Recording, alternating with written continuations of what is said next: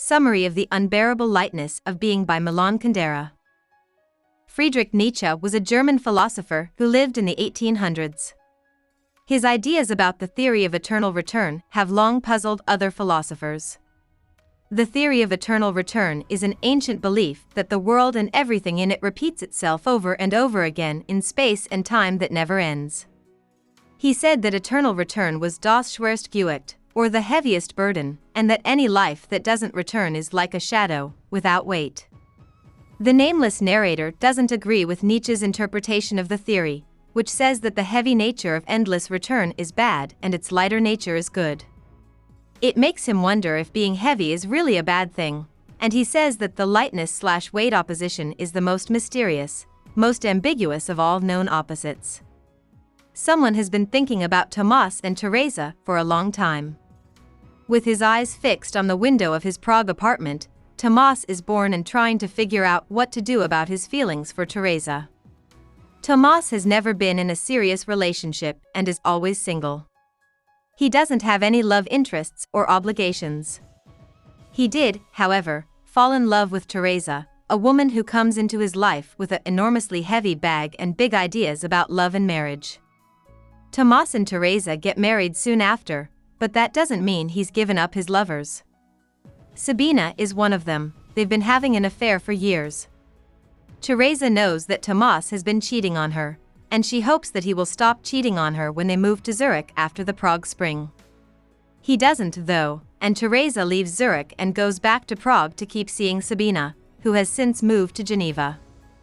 In just a few days, Tomas follows her, even though the communist government of Czechoslovakia says he can't go back. Teresa feels very responsible for Tomas's choice to go back to Prague and change his fate. Both she and Tomas are having a hard time with what this means. On the other hand, it is early afternoon in Geneva, and Franz is on his way to see Sabina, who is also his lover. Even though Franz is going to Sabina's art workshop, he doesn't plan to sleep with her there. Franz only sleeps with Sabina outside of France because having sex with both Sabina and his wife Marie-Claude in the same country would make Franz's marriage and relationship with Sabina look bad. Sabina says she doesn't want to go to Palermo when Franz asks her to. To Franz, Sabina says, "I'd rather stay in Prague." She takes off her skirt and puts on a black bowler hat. This is her way of telling Franz that she would rather have sex right now in Geneva, but he doesn't get what the hat means. Franz doesn't understand what Sabina's hat means, which is just one example of how they don't understand each other. To show this, the storyteller includes a short dictionary of the words they don't understand each other. Common words like woman, cemetery, and parade have different meanings for Franz and Sabina.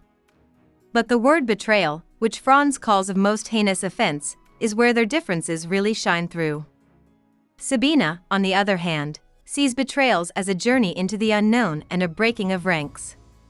Franz finally tells his wife about Sabina, but Sabina then leaves Franz too, leaving him without a wife or a lover. After Sabina breaks up with Franz, she goes to Paris, but she can't get over her sadness. The narrator says that Sabina's sadness is not caused by heaviness or burden, but by lightness, because she has become depressed because of the unbearable lightness of being.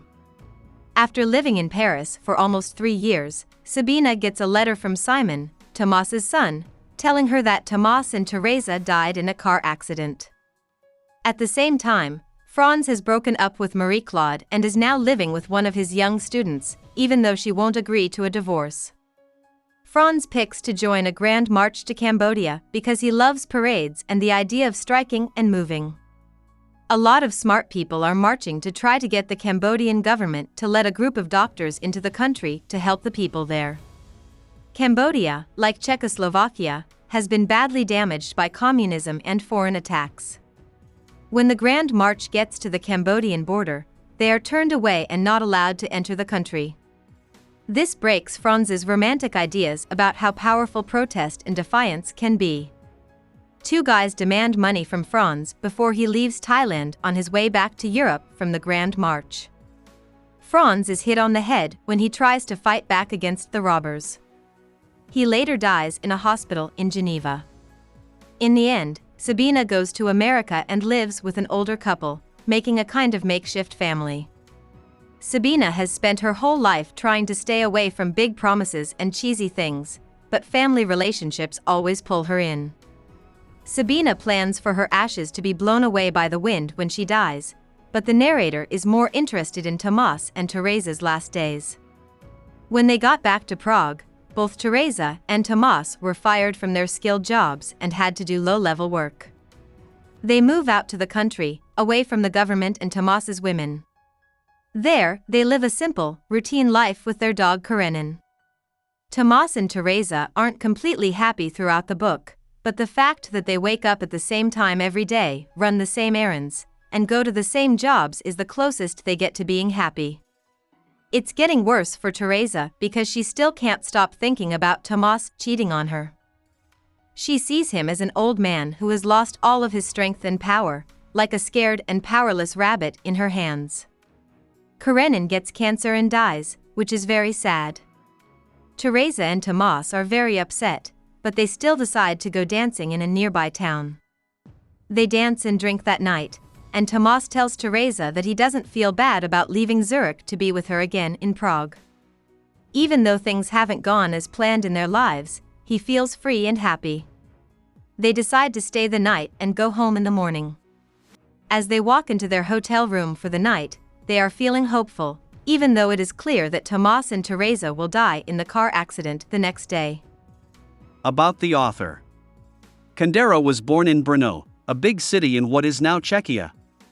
Kundera's father was a famous Czech musician and musicologist. He taught Kundera how to play the piano and write music, which can be seen in a lot of the unbearable lightness of being. As a teen, Kundera started writing poems. It was also at this time that he joined the Communist Party of Czechoslovakia. After finishing high school in 1948, he moved to Prague and went to Charles University to study literature and art. After a year, Kundera moved to Prague to study film at the Academy of Performing Arts. Kundera was a communist backer, but he also spoke out for communist change. In 1950, he was kicked out of the Communist Party of Czechoslovakia because of his political views. After getting his degree from the Academy of Performing Arts in 1952, he worked there as a literature teacher. Kundera was let back into the Communist Party of Czechoslovakia in 1956, but he still wanted changes. He took part in the Prague Spring protests in 1968, which are also talked about in The Unbearable Lightness of Being, and was then kicked out of the party and fired from his job. He moved to France in 1975, and after losing his Czech citizenship in 1979, he became a French citizen for real in 1981. Kundera has been careful and quiet in Paris since he moved there. He is a very well-known and renowned author who has written many books, poems, and articles, such as Life is Elsewhere, The Book of Laughter and Forgetting, and The Festival of Insignificance. Kundera has won a number of prizes and awards, including the Austrian State Prize for European Literature in 1987, the Herder Prize for European Writers in 2000. Hope we summarized it fully and you liked it.